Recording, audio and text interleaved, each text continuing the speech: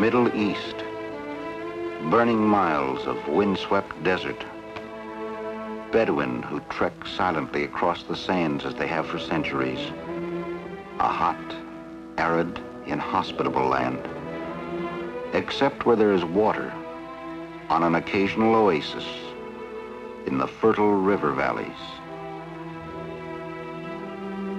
Along the valleys of the Tigris and Euphrates, down the mountains of Lebanon, and along the river Nile, runs a crescent of fertile soil.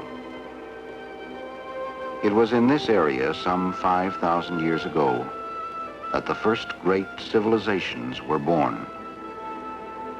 One of the earliest was that which grew up along the banks of the Nile in Egypt.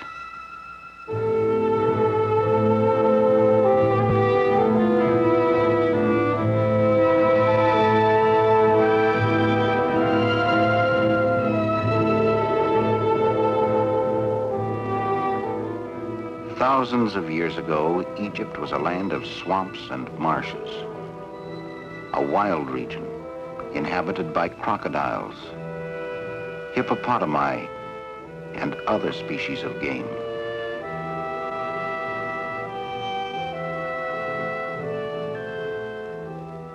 Today, the people of the Upper Nile still live much in the same way as did those of prehistoric Egypt.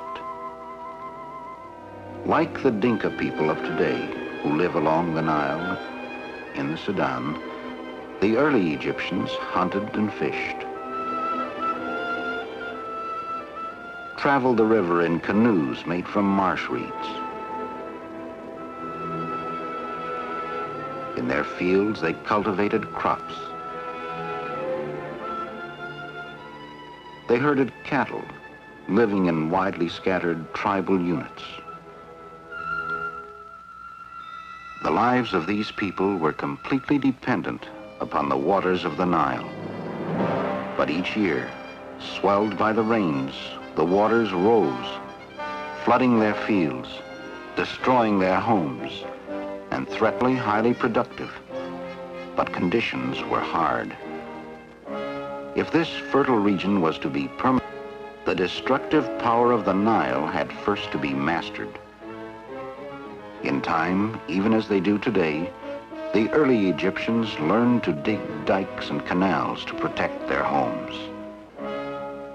Spurred by the need for cooperation in the great task of mastering the Nile, the primitive tribes of Egypt began to unite.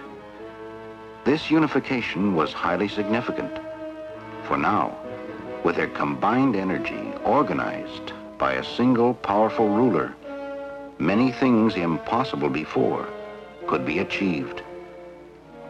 With a food supply virtually assured, the united people of Egypt were ready to develop in many directions. The pyramids were the first great landmarks in the story of civilization, built nearly 5,000 years ago. The first buildings in the world made entirely of stone, the pyramids symbolize the turning point between primitive tribal existence and the organized social life that we call civilization. Writing, it has been said, marked the beginning of civilization. Hieroglyphic, or picture writing, was the earliest form of Egyptian script developed, written on stone or plaster. Soon, from the stem of the papyrus reed, the Egyptians learned to make paper. With the invention of paper and a new form of writing, the spread of knowledge became easier. Paper was used for medical and religious texts, for keeping records, for artwork, or for mathematical studies, perhaps in connection with pyramid building. One of the great centers of learning was the city of Thebes, for centuries the capital of ancient Egypt, and noted for its fine architecture. Almost all the massive stone buildings of Egypt were either temples or tombs. One of the largest was the temple of Karnak. Religion was the driving force behind the growth of civilization in Egypt, a fact that is strongly reflected in Egyptian art. Statues of god kings and other religious sculptures adorn the temple courtyards.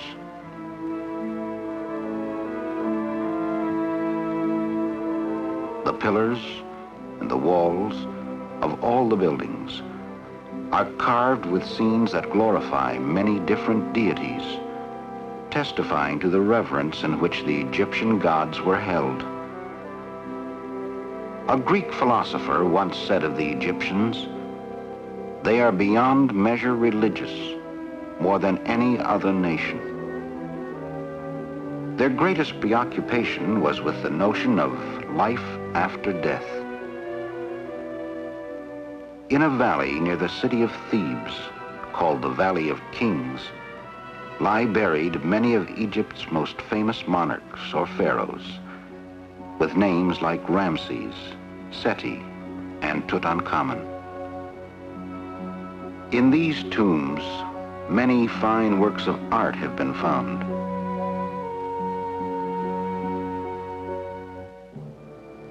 To keep them contented in the afterworld, the pharaohs were buried with objects familiar during life on earth. Caskets from their palaces, models of their boats, of plowmen, of their soldiers, their carpenters, and the herdsmen with their cattle. There are statues of servants and the gods they worshipped, which sometimes took the form of birds, fish, or animals. The pharaohs themselves were looked upon as gods, and their lives were lived accordingly. In a model of a pharaoh's palace, the grandeur of royal life is recaptured. Huge columns support a painted wooden roof. The walls were profusely decorated with scenes relating to the life of the god king. The artwork has a religious style, which over a period of nearly 3,000 years was little altered.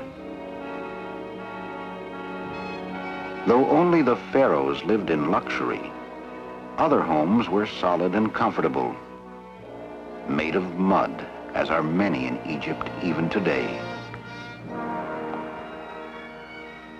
Around the house were special yards for the animals and the granaries. And there were gardens with trees, pools, and a summer house. In the ruins of such a house have been found paintings that tell of daily activities. Herdsmen driving their cattle to water. A hunter in the marshes using a cat to retrieve his birds. The charioteers of the rich with their fiery stallions, and evidence of gay parties at which elegant ladies were served by slave girls as they listened to the music of the lyre and harp.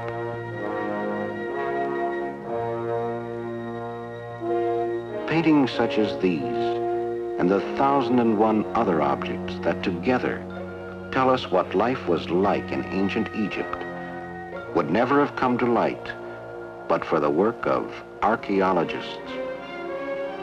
Throughout Egypt, digging goes on constantly in the search for new evidence that will broaden our knowledge of the past, for many secrets still lie hidden beneath the earth.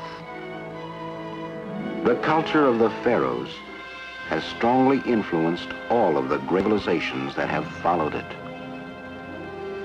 In art, medicine, astronomy, mathematics, and architecture, the Egyptians contributed much to the culture of ancient Greece, which in turn was responsible for the spread of civilization to Rome, and finally to modern Europe and America.